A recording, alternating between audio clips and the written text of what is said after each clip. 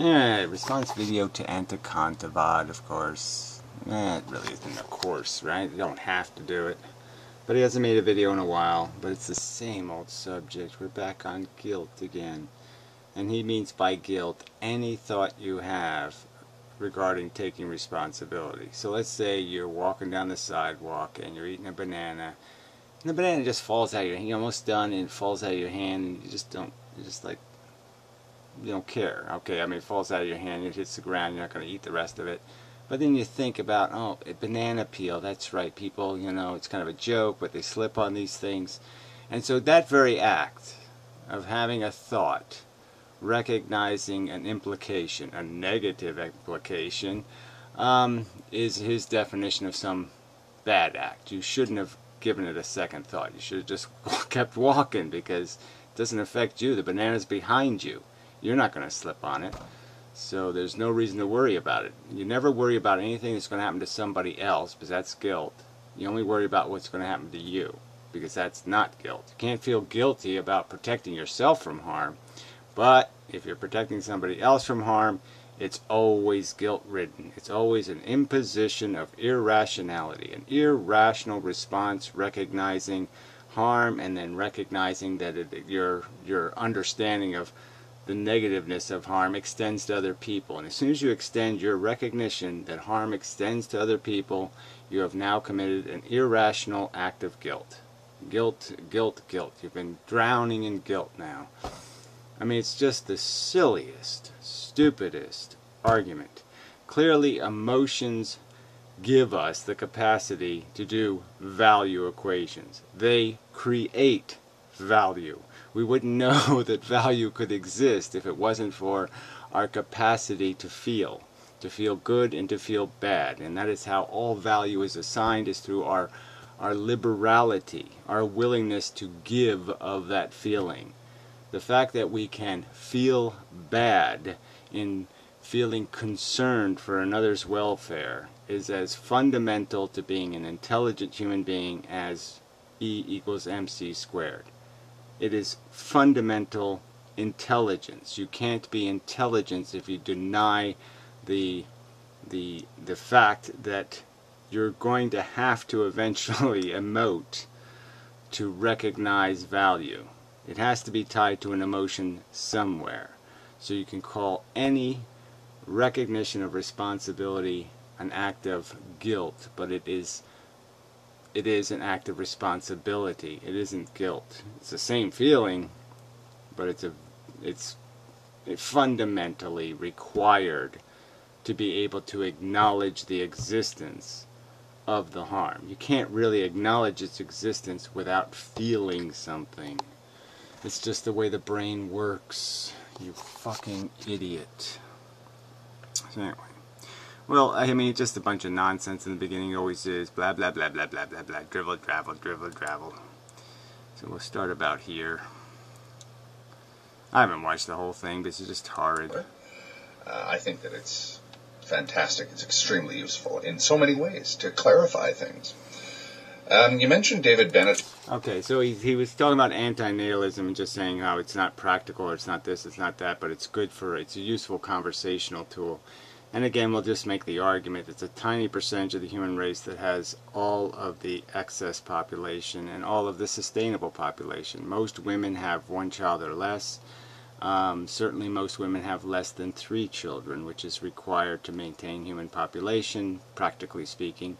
And that's just a fact. And so you can keep pretending like there's something inevitable about it, but there's nothing inevitable about it. Just like vegetarianism, billions of people get along just fine without having kids. It's not something you have to do. It's all just brain and psychology, and it's correctable that quickly with thoughts. That's all. So you can keep pretending it's an insurmountable problem, and it's not.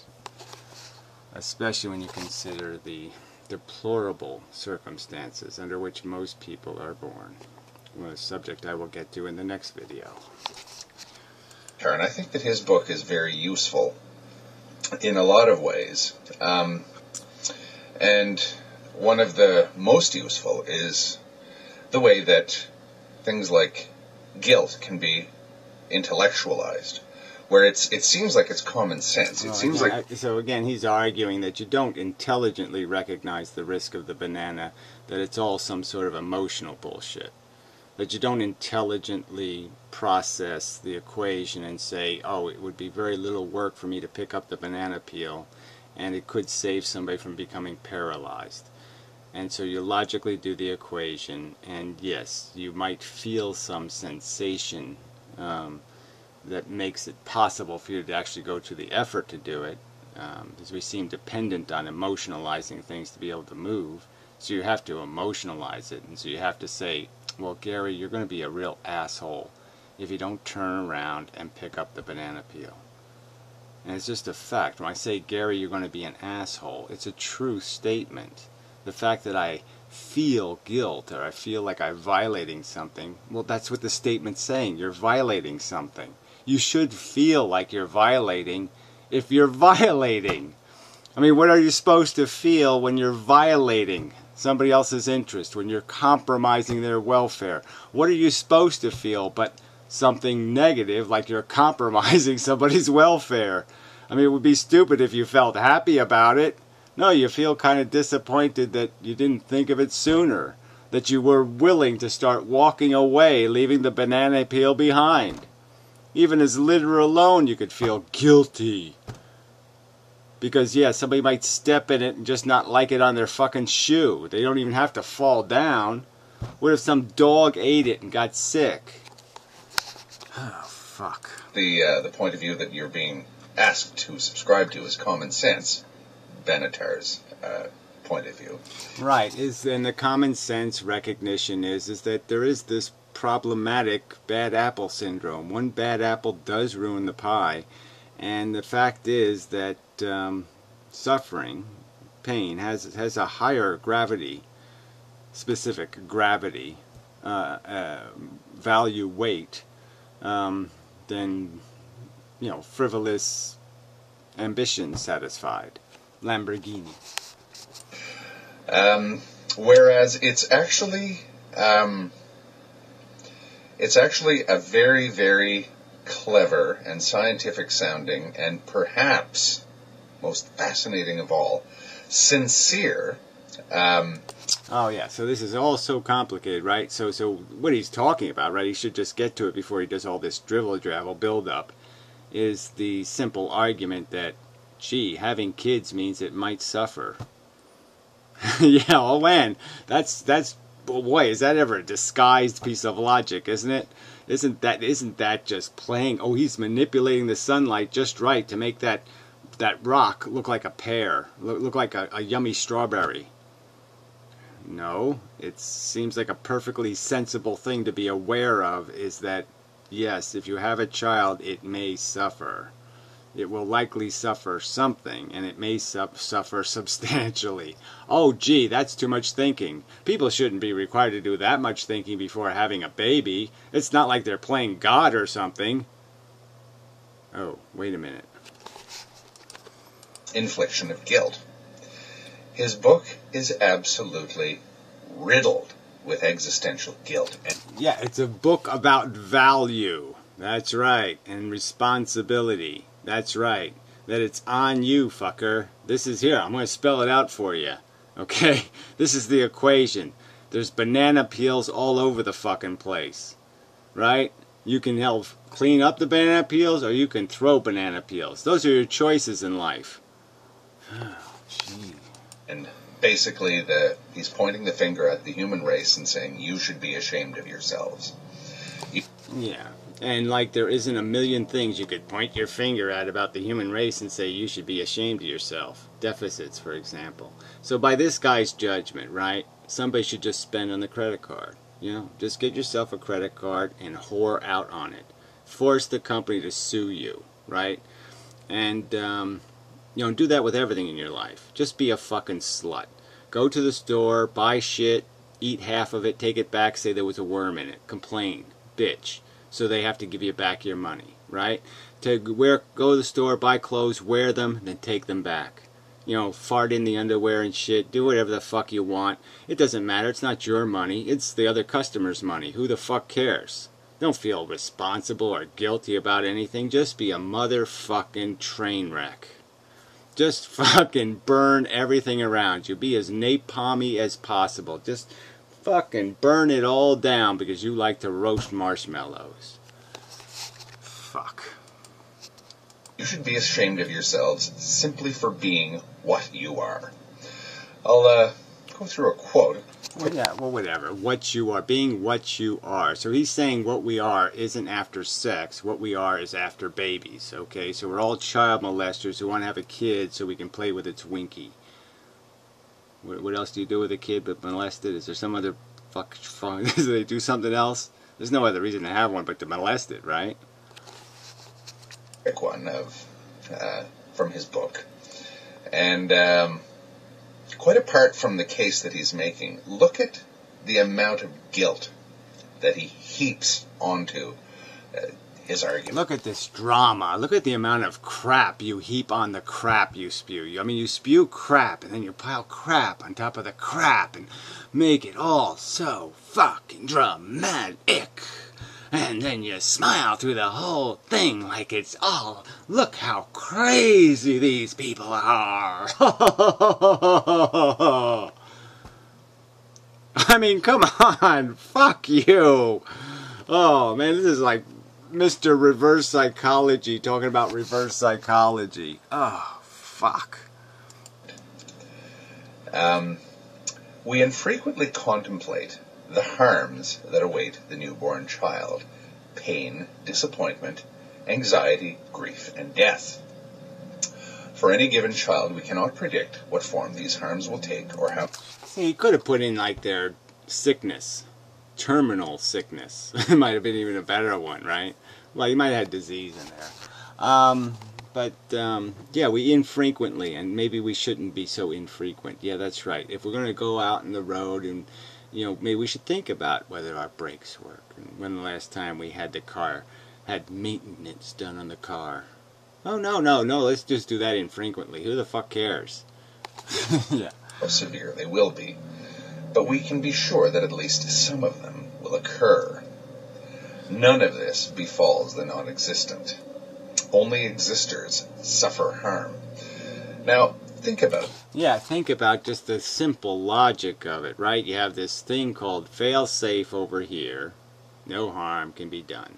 And then you have, oh, maybe we'll have a good American Idol show on TV and millions of people will get all drooly over it. But it comes at the price of infant leukemia and shit. Oh, it's special enough. Yeah, so we'll open the door to preposterous harm so we can have, what?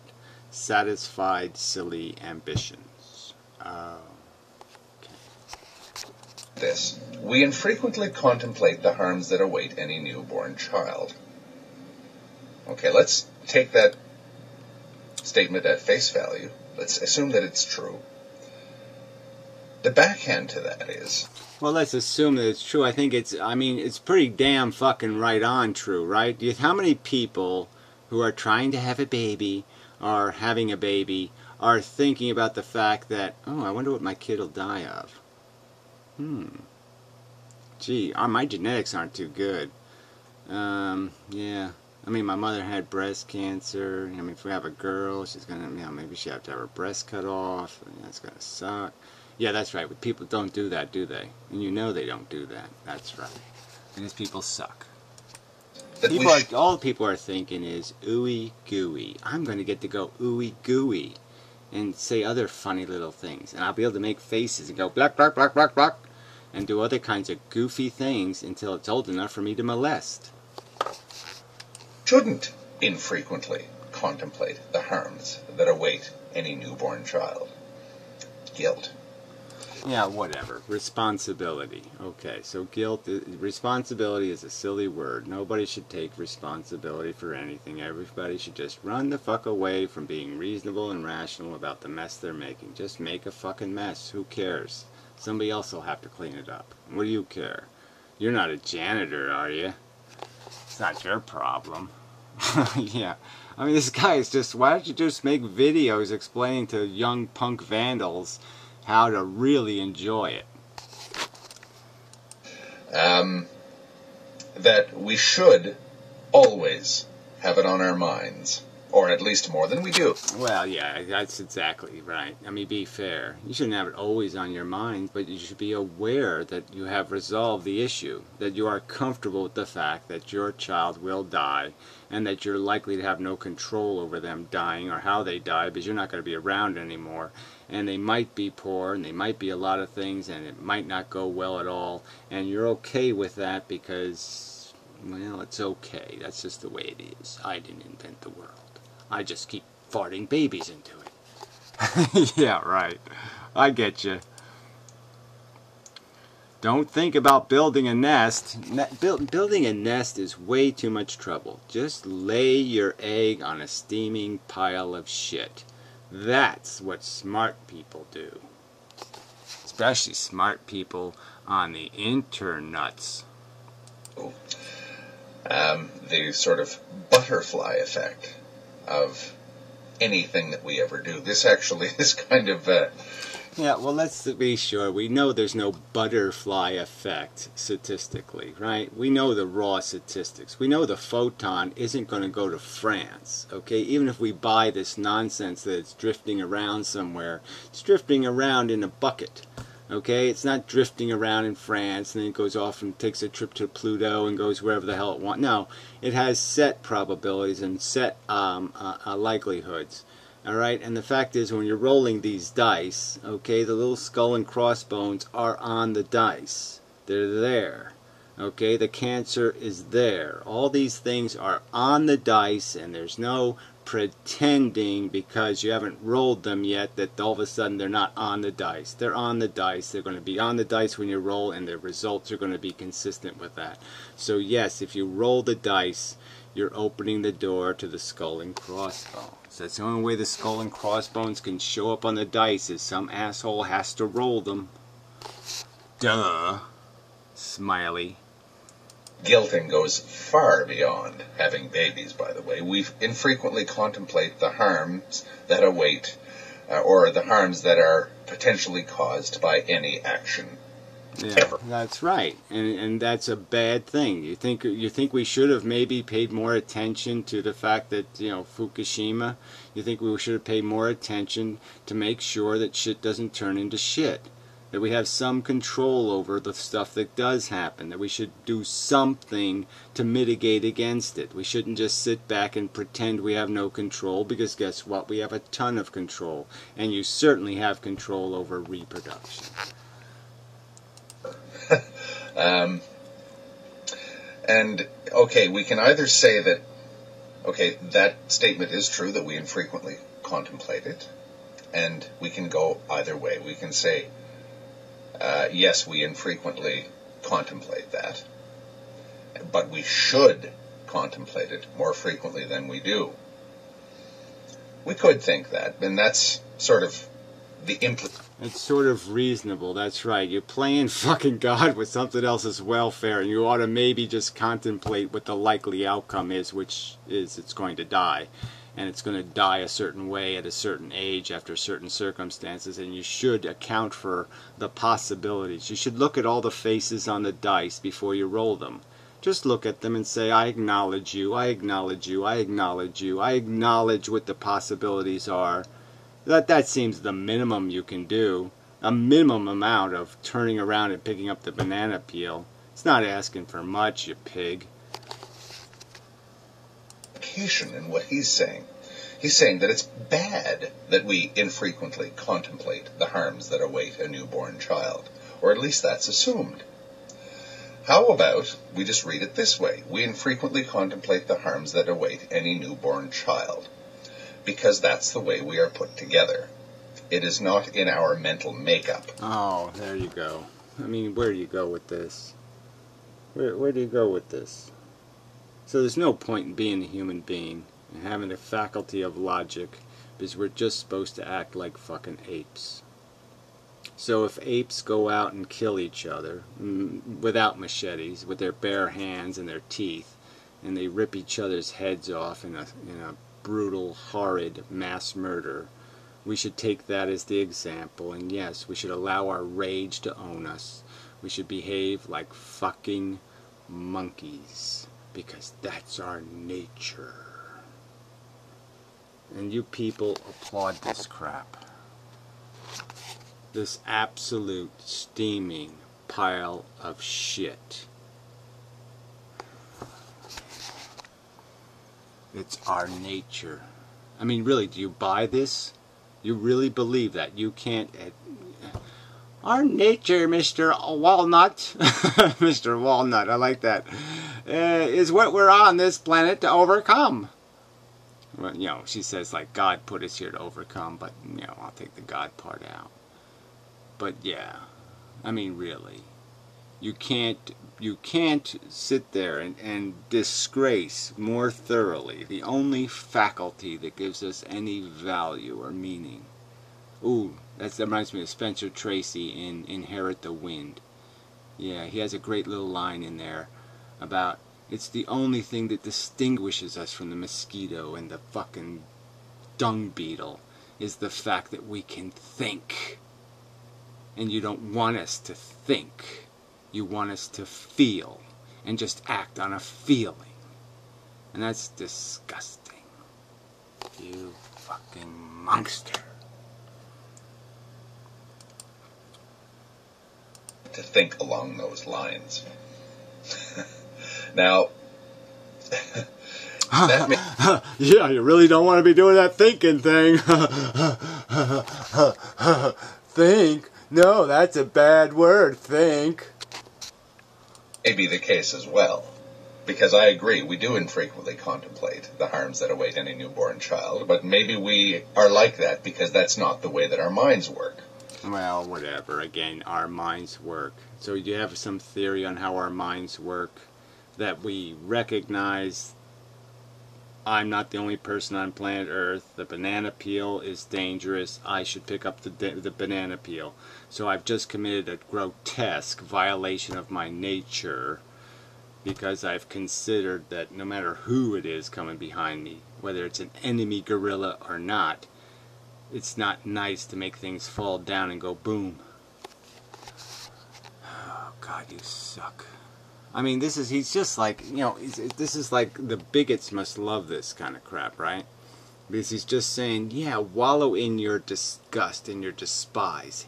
Hate them darkies because that's what you're made to be. You're your kind. You're not their kind. Yeah. Yes, build more fences and more walls and drop more bombs because that's what you feel. You feel the hate, go with the hate. Because that's the animal you are. Go with the animal you are. Don't be guilted out of having a good bloody war. Yeah, amazing fucknut. He could counter that with, well, then your mind should work that way. Guilt. Only existers suffer. I mean, really, we all should be feeling guilty that we allow sociopaths. I mean, that this is actually, we just don't have a war against the Nietzscheites and get them out of here. I mean, this is just such bad blood. I mean, come on, this is fucking evil shit. Look at him, he's scary as hell. For harms. In other words, if you bring anyone into existence, you're essentially responsible, or you're complicit in the harms that befall them. Yeah, that's like sort of one of those things you call an actual fact. Duh. Fact. Duh. Yeah, I mean, it's just too fucking obvious that if you do it, you did it. Yeah. Woo. I don't know, Gary. You're asking an awful lot for people to understand that. You mean if they do something, they done did it? Oh, I don't think so. They're not going to go for that. Guilt. It's a fascinating case study. David Benatar's Better Never to Have Been. In the extent to which guilty conscience has suffused the modern mind. And he's pushed it to the point where something that I say that in Mendham. So he's saying that some kind of grotesque over-emotionalism because he dared to say, look, there's a negative potential consequence. Yeah, so that's way, oh, he went way over the edge, and his book is full of gory pictures. You should see it. It's got like blood and guts and like deformed humans and all kinds of horrid pictures. Oh no, it doesn't have any of that. It's done. Where people will look at this, people will look at the lengths to which he will force the issue of guilt, and they will reject guilt. And it will not have the effect that the good Mr. Bennett... Well, I don't think so. Anybody who's read his book is going to be... It has to have some intellectual character, okay? Because it's not a fun read or an easy read. And it is so clinical and so uncheery and fun. There's no way that anybody's going to have a emotional reaction to the book. It just doesn't even... It doesn't provide you any opportunity to emotionally react. Or expected it to have, if you ask me. Well, I didn't ask you. Did any of you other assholes ask this fucking butt munch? No, I didn't. I know I didn't.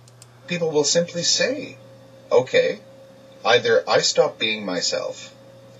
Yeah, I stop being myself, which means I stop being somebody who looks at the dice before I roll them. That's what he's saying, okay? Be clear. Benatar's just saying, look at the fucking dice before you roll them. That's what he's saying. And this butthead is saying, no, don't look at the dice. You don't care what the dice say. The dice are bullshit. Alright? Do whatever the fuck. Roll your fucking head off if you feel like rolling. And don't be looking at nothing, because it doesn't matter. You're not the victim. Why are you worrying about your brakes, fucker? You got a big heavy car. Little people, you hit a few little people, so the fuck what? It's not gonna bother you any. Shit. No, this is goddamn. I mean, I'm just amazed at you fucknuts. Saying, not calling this guy, calling him on this bullshit. I'm just amazed. I'm surprised and amazed. I'm disgusted, surprised, and amazed. I stop existing. I deliberately railroad my own DNA and my own whatever instincts or drives or desires or anything that I have to procreate. I deliberately railroad those. Well, whatever. Again, so he says we have some kind of will to procreate, and I think that's just made up nonsense. We have a will to have sex, and nature's always been fooling animals forever. Do you think the salmon, when they're going upstream, are thinking about procreating? Do you really think they know, oh yeah, I'm swimming upstream to procreate, I'm going to make little baby salmon? Do you think any of that's going on?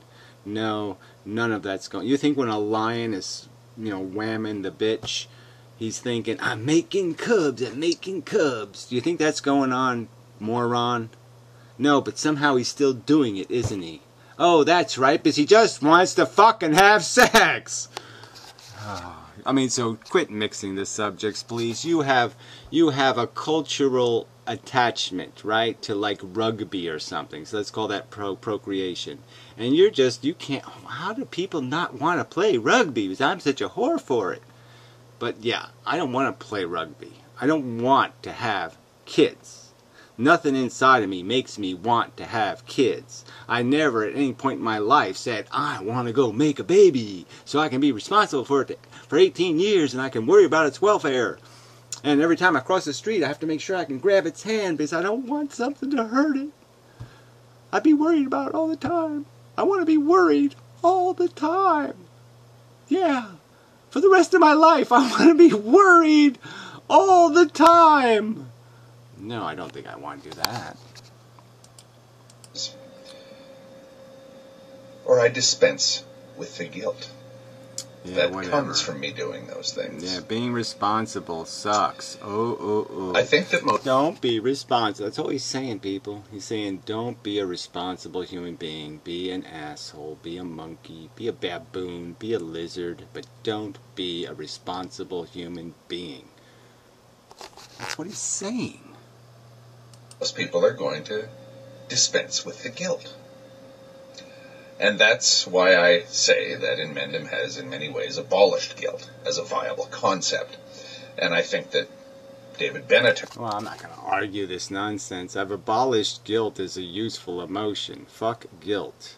Okay, in the sense of I'm going to wallow in it or something. I'm just going to sit around in my guilt and stew in it. Yeah, that guilt, fuck that. Alright, any kind of guilt that makes you turn around and pick up the banana peel, yeah, go with that one. Has done the same thing. Both of them are essentially saying you should be ashamed for being what you are. Well, whatever. They're not saying you should be ashamed. You should be cautious. You should be wary of your recklessness. Be wary of your selfishness. Be wary of the fact that you may, through an act of your insatiable desire, compromise somebody else's welfare. You might lie to a woman and then get her pregnant and do something really, really irresponsible and nasty like skip town. And that isn't good. That's being a shithead. Or at least that's what I get from what they have to say. That's what I get from this little passage.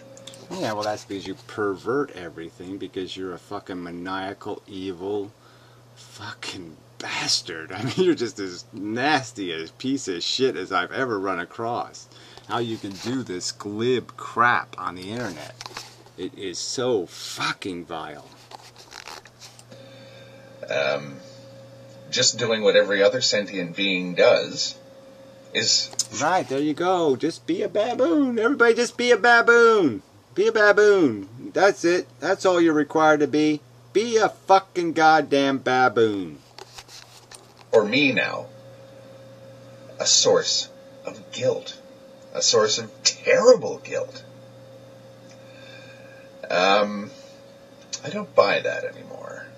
And this is one of the great gifts, if you ask me, of the... He doesn't buy anything, so I don't buy it anymore. You never bought anything in your life. I mean, really.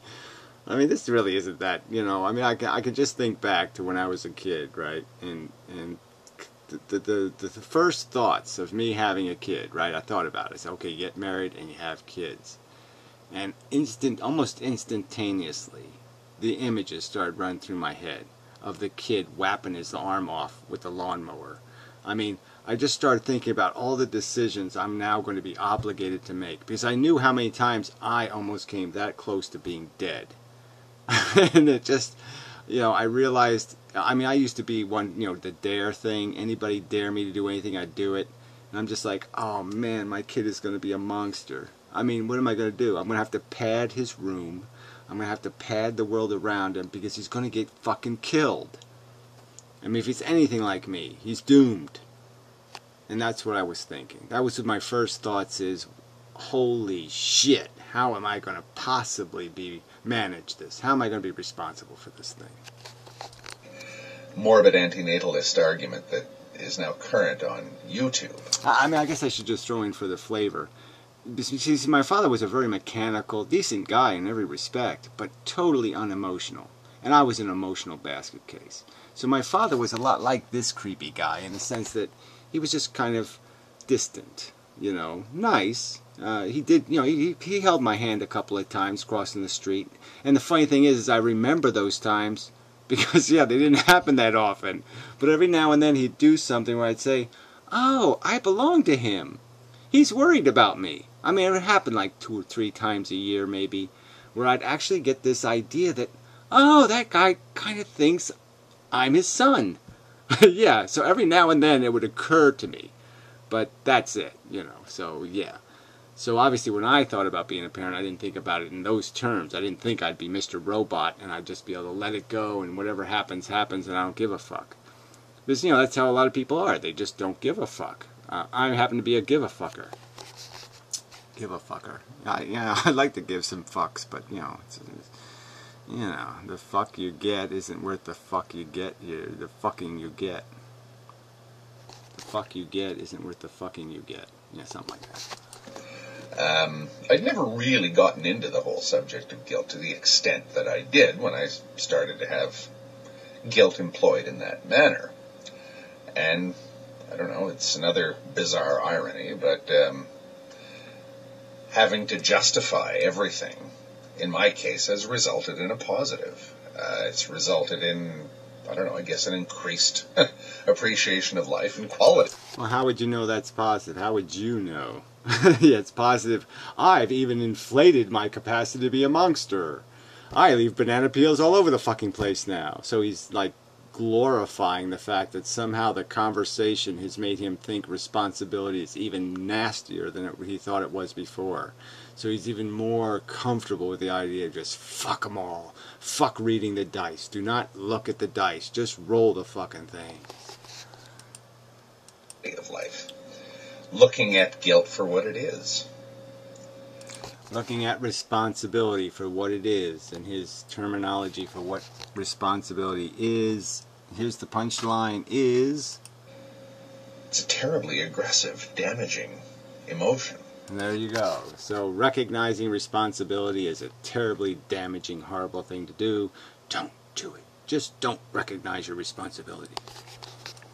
That even people who mean well abuse horribly. I would suggest that you keep contact, at least from the periphery, with this entire argument, because it's a... Yeah, he's telling the wayward guy who's turned out to be a real little scumhole. But yeah, fine. I would suggest that he... Well, there's no point in suggesting anything. But yeah, there's no point. I would suggest he go search at the bottom of the ocean for the mystery truth that validates the existence of the replicating molecule. Very useful one, if looked at in a certain way. It is funny, though, that he said this was a good video. Wayward guy. Really amazing, right? I mean, a video basically advocating, basically saying, don't look at the dice. Just roll them, baby. All the best. Yeah, fuck you. I mean, seriously, I don't know how you can wish me all the best when you basically told a bunch of people to throw banana peels in front of me.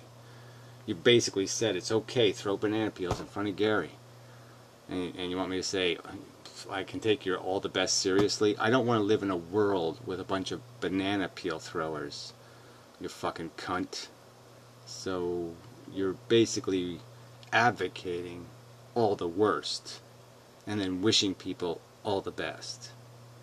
You can't advocate one thing and then wish the other thing and be logically consistent. That makes you a sociopath. You are a fucking mass murderer. There's just no doubt about it. We're all going to read about this guy someday. I mean, really, you can't talk like this with this kind of conviction unless you've done some nasty ass fucking shit. Yeah, he's rationalizing for a reason. He's not rationalizing this hard for no reason. He's rationalizing this hard for a reason. And be very afraid, fuckers.